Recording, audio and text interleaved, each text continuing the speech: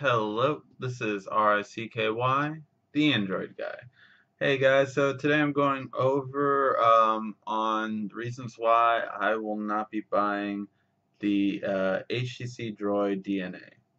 And this is a popular one for a lot of people on Verizon just because it deserves its specs wise. So specs wise, you got to realize that the big major thing about this phone, it is the first 1080p screen phone. So that's huge. It is 1080 by 920 resolution, so it's really, really good in terms of pixel density.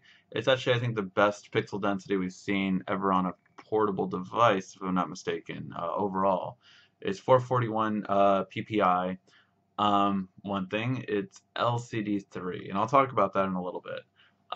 So it's also, of course, the Snapdragon Qualcomm Snapdragon S4 Pro quad-core processor with 2 gigs of RAM, 8 megapixel camera on the back,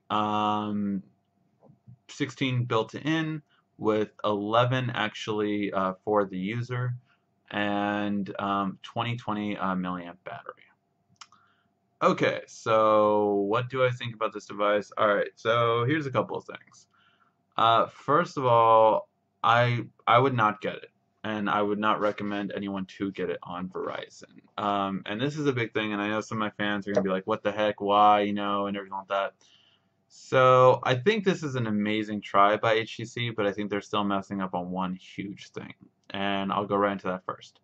That it is not a great battery life, and this was pretty big because when I used it, this is what I do when I go into a store, by the way, to kind of test battery life and see how good battery life is. I go into a store and I unconnect their charger. Then I use it to maximum capacity that I feel that it should be able to do really quickly. So one thing, it is pretty fast. The interface, though, with the S4, I would say is slower than the LG Optimus G out for Sprint. In comparison to those two interfaces. HTC Sense, the whole 3D carousel thing, is really holding it back at this point. It's a little slower compared to the LG one, and definitely compared to the TouchWiz one on Samsung. So it's slowing it down at this point, and this is really, I would say, a shame because Sense was one of the best interfaces out for a long time, and I think they've kind of lost a little bit of that. Now, when it comes to the Droid DNA, the battery life is really poor. It really is, guys. They didn't learn their lesson with the Thunderbolt. It is better than that. It's not as bad as that, but still, the 2020 milliamp inside of it, after using it for photos, videos, YouTube, internet browsing, within a 10-minute time span, it went down 8%. And that's ridiculous. And I did have LTE on, I did have GPS on, I had Bluetooth on, all those kind of things. But I mean, when doing that same kind of stuff with, say, like the S3 or the Note 2, it would go down like 2%, maybe 3, but not 8%. So it just really, I feel like the battery is just going to drain a lot quicker than other LTE phones on the market, like the ones from Samsung. So that's one that I just don't like the battery life, and that's something that I blame still HTC CEO. I'll never forget that. That I'm paraphrasing here, but basically his mindset was, we know our customers, we know what they want. They want a thinner, more powerful phone despite battery life. And I was just like, what customers are these? This is why your market share has dropped over the past year? Because other phone manufacturers are really stressing battery life importance, and especially with Verizon, you have the biggest LTE coverage out there, so you need that battery life to sustain it, and that's one thing that HTC has not done, and they have continued not to do.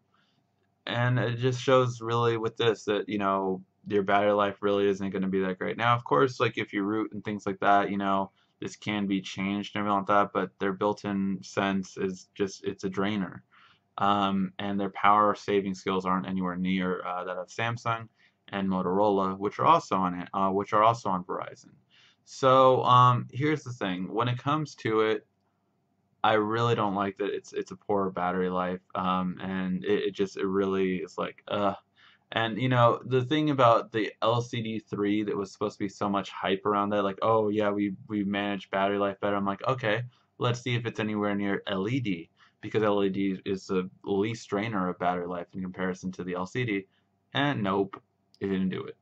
So, you know, and that's one of the advantages I would say Samsung has is that, you know, of course, all those are AMOLED screens, OLED, and that's really just a better battery life. So they do a better job at that as well, just because of the screen. Now, so that's just one thing I kind of wanted to point out that I was really disappointed in the battery life. I came in there kind of ready to see, okay, let's see how what all the fuss is about, and I was like, eh.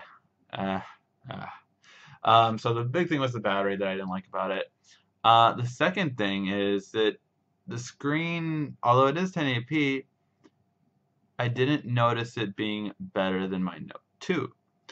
And I took a picture for you guys so you guys could see what I mean by that. So hopefully this will come out in the video. But one thing when comparing these two, okay, I think that's pretty good. One thing when comparing these two that I noticed is one, the Note 2 is a lot more vivid. And of course this is, you know, for the LED and everything like that, but it's definitely a lot more vivid. In terms of the phone, yes, the Note 2 is a bit wider, but actually in terms of length, it's not that much longer. So I find that interesting, you know, because you add 0.5 inches to it, but it's definitely not as much of a difference as people might think. The other thing is, trying to get this for you guys. The 1080p wasn't that much of a difference in terms of clarity. If you look at like air view wording compared to favorites, it's actually not that much of a difference at all. So I found that really interesting that, you know, the 1080p didn't really show as much as I would have thought it would have. And that's just, you know, because the human eye can only see so much of a difference. And so, although they're gonna hype this up, you know, it's a 1080p screen and everything like that. I think a 1080p screen you'll notice a lot more different on a 7-inch, and that will be a lot more noticeable than compared to a 5-inch or 5.5 inch. Now, is it a good screen? Yes, yes it is. Would I rather watch videos on that screen or the Note 2? I would rather watch it on the Note 2. The colors are much more vibrant, and you just obviously get a bigger screen. But it's just really good, guys. And I do like, after seeing the processors on both Qualcomm and Exynos, Exynos being the processor that's on the Note 2 and on the international version of the S3, I really like it better compared to Qualcomm's processor. It just seems to really go a lot better, quicker at times, and you can just definitely see that. I mean, even with live wallpaper, well, I mean, both even with live wallpaper, it won't really slow down anymore, but just it really just definitely plays a good hand in the way it moves. It doesn't slow it down. So I really do like the Exynos processor a little bit better. And finally, I don't like the feel of it. The feel of that of their polycarbonate versus the polycarbonate on the Note 2. The polycarbonate on the Note 2 has a finish that's really it's called hyperglaze, I believe. Hyperglaze, I believe. And it's a shinier background, but it makes it so that fingerprints really aren't noticeable, and I really like that fingerprints are noticeable. On the HTC, you notice fingerprints immediately, and I feel like I have to take care of it kind of like a screen. Like I have to kind of clean it off every once in a while, and it's kind of like, well, why do I want to do that? It's I don't know. I don't like the texture. I would say you guys have to feel that for yourself to decide that. But so when everyone's asking me, oh, well, are you gonna switch to the DLNA? No, no. I've seen it. I've played around with it. It's really nice, but I think that overall I would hold out for the Note 2.